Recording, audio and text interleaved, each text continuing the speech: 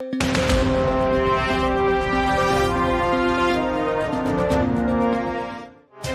मैं मेघा और आप देख रहे हैं द लीडर हिंदी। स्वागत है आपका बरेली बुलेटिन में। शुरुआत करते हैं बरेली की पहली बड़ी खबर से।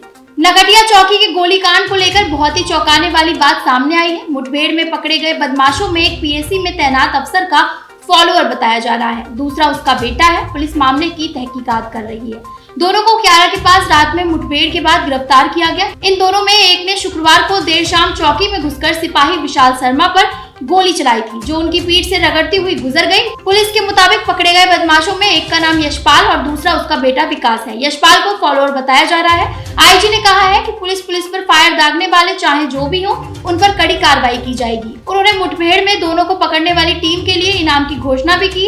इस दौरान एसएसपी अखिलेश कुमार चौरसिया भी मौजूद रहे। जैसा आप जानते हैं कि कल शाम को चौकी नगटिया में एक हमारा आरक्षी चौकी में था, उसके ऊपर बदमाशों ने फायर किया और एक उसके पीठ में गोली लगी और ये करीब घटना 7 बजे के आसपास है। उसके बाद इस पर मौके पर पुलिस अधीक्षक नगर और एसपी क्राइम में एसएसपी पहुंचे और इन लोगों ने इसको पूरी छानबीन किया और इसको गंभीरता से लिया गया, क्योंकि पुलिस चौकी के अंदर घुसकर हमला किया गया था। इसके बाद मैं भी मौके पर गया। उसके बाद टीमें बनाई गई और 10 घंटे के अंतर्गत बड़ी तत्परता के साथ बरेली पुलिस ने अभियुक्तों को मुठभेड़ में गिरफ्तार किया और 10 घंटे के अंतर्गत ये पटाक्षेप हो गया और ये गंभीर घटना जो एक दुस्साहसिक घटना थी, उसको उसी तरह से मुठभेड़ में इनको कार्रवाई हुई है। मैं अपनी तरफ से इस टीम की प्रशंसा भी करता हूं और इन लोगों को जो पुरस्कार की घोषणा भी की गई है और आगे भविष्य में भी इस तरह से और सतर्क रहने के लिए और इस तरह अगर कोई अपराधियों के विरुद्ध कार्रवाई का अभियान चलता रहेगा। परसाखेड़ा की मैसर्स मॉडर्न इंडस्ट्रीज के मालिक सौरभ माहेश्वरी और उसके पिता सुशील माहेश्वरी मिलावटी बेसन बेचने के आरोप में मुश्किल में पड़ गए हैं। एसडीएम सदर ने राजस्व टीम के साथ फैक्ट्री में दबिश दी। दोनों फरार मिले, तब फैक्ट्री परिसर में खड़ी उनकी कार जब्त करके तहसील में खींचकर ले आई गई। अधिकारियों ने फैक्ट्री को भी बंद करा दिया है, लेकिन सीज नहीं किया है। उद्यमी और उनके पिता पर यह कार्रवाई नमूना फेल होने के बाद जुर्माने की रकम अदा नहीं करने पर की जा रही है। ज्वाइंट मजिस्ट्रेट एसडीएम सदर प्रत्युष पांडे ने करीब 14 लाख रुपए की रकम जमा न करने पर मैकेनियर रोड नई बस्ती निवासी फैक्ट्री मालिक सौरभ और उनके पिता सुशील माहेश्वरी का गिरफ्तारी वारंट जारी कर दिया।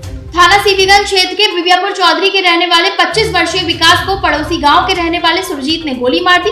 घायल युवक को जिला अस्पताल में भर्ती कराया गया है। विकास के पिता ने बताया कि आज सुबह टहलने के लिए घर से सीवीगंज की तरफ आ रहा था, तभी रास्ते में पड़ोस के गांव में रहने वाले सुरजीत और रोहित ने रास्ते में सुनसान जगह देखकर उसे गोली मार दी। गोली लगने से विकास बेहोश हो गया। राहगीरों ने इसकी जानकारी पुलिस को दी। मौके पर पहुंची पुलिस ने घायल युवक को जिला अस्पताल में भर्ती कराया। होश में आने पर युवक ने पुलिस को अपने बयान दर्ज कराए।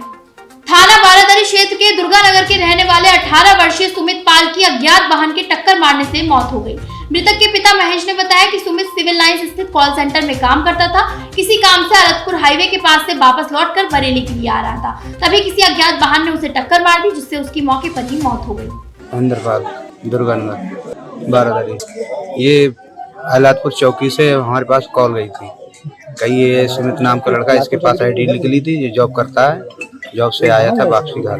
अच्छा। तो इसके कार्ड उड़ जिसकी जेब में रखे थे, तो उस पर देखा नंबर, तो हमें कॉल करी थी, तो हमने कहा हमारा लड़का ये, तो बोला ये तो एक्सपायर हो गया है। फिर हम आए थे तो यहाँ डिस्ट्रिक्ट में आए, डिस्ट्रिक्ट में देखा तो यहाँ एक्सपायर। ये जॉब करते थे, उसका क्या नाम है, कॉल सेंटर में जॉब करते हैं। ये अलादपुर चौकी की है। जिला उधम सिंह नगर के रहने वाले 24 वर्षीय पंकज राणा के पिता अभद सिंह ने बताया कि पंकज मीरगंज में स्टेशन पर रेलवे ट्रैक मैन के पद पर नौकरी करता था। नौकरी कर वह उधम सिंह नगर के लिए बाइक से जा रहा था, तभी थाना शाही के पास किसी अज्ञात वाहन से टक्कर लग गई, जिससे उसकी मौके पर ही मौत हो गई। पुलिस ने जेब में रखे कागजात की मदद से परिजनों को सूचना दी। गंभीर मरीजों को समय पर इलाज मिल सके और रिस्पांस टाइम प्रभावित ना हो, इसके लिए 102 और 108 एम्बुलेंस सेवा प्रभारी ने नई कार्य योजना तैयार की है, जिसके तहत शहरी क्षेत्र के गंभीर रोगियों को चंद मिनटों में उनके घर से अस्पताल तक सरकारी एम्बुलेंस पहुंचाएगी। दरअसल कुतुबखाना ओवरब्रिज निर्माण के चलते जिला अस्पताल तक आने में मरीजों को परेशानी हो रही थी। सबसे अधिक दिक्कत गंभीर मरीजों को लाने और ले जाने में सरकारी एम्बुलेंस के चालकों को हो रही थी। इस समस्या से निपटने के लिए एम्बुलेंस सेवा प्रभारी ने शहर के 12 स्थान हॉटस्पॉट बना दिए हैं। मरीज की कॉल आने पर अस्पताल नहीं बल्कि इन हॉटस्पॉट से तुरंत एम्बुलेंस को गंतव्य तक रवाना कर दिया जाएगा। मरीज समय पर अस्पताल पहुंच जाएगा, वहीं रिस्पॉन्स टाइम भी प्रभावित नहीं होगा। महात्मा ज्योतिबा फुले रोहिलखंड विश्वविद्यालय अपना पहला अंतर्राष्ट्रीय multi disciplinary peer reviewed journal प्रकाशित करने जा रहा है। ओमनी साइंस नामक इस जर्नल को इंटरनेशनल स्टैंडर्ड सीरियल नंबर प्राप्त करने के लिए पिछले सप्ताह ही पंजीकृत कराया है। प्रत्येक वर्ष में 4 बार ये जर्नल प्रकाशित होगा, जिसमें 25 से 30 पेपर प्रकाशित होंगे। इसमें शोध छात्रों के अलावा शिक्षकों और अन्य शोधार्थियों के पेपर मुफ्त में प्रकाशित किए जाएंगे। जनवरी में पहला अंक प्रकाशित हो सकता है। विश्वविद्यालय को स्थापित हुए कई वर्ष हो चुके हैं, लेकिन इसका अभी तक कोई जर्नल प्रकाशित नहीं हुआ है। अब जर्नल प्रकाशित होने से विश्वविद्यालय से पीएचडी करने वाले छात्रों को भी काफी फायदा मिलेगा। उनके शोध पत्र भी इसमें प्रकाशित हो सकेंगे। आज के बरेली बुलेटिन में बस इतना ही। बरेली शहर से जुड़ी तमाम बड़ी खबरों के लिए जुड़े रहिए द लीडर हिंदी के साथ। चैनल को सब्सक्राइब जरूर करें और साथ ही बेल आइकन को दबाएं, जिससे हमारी सारी वीडियो के अपडेट्स आप तक पहुंच सके।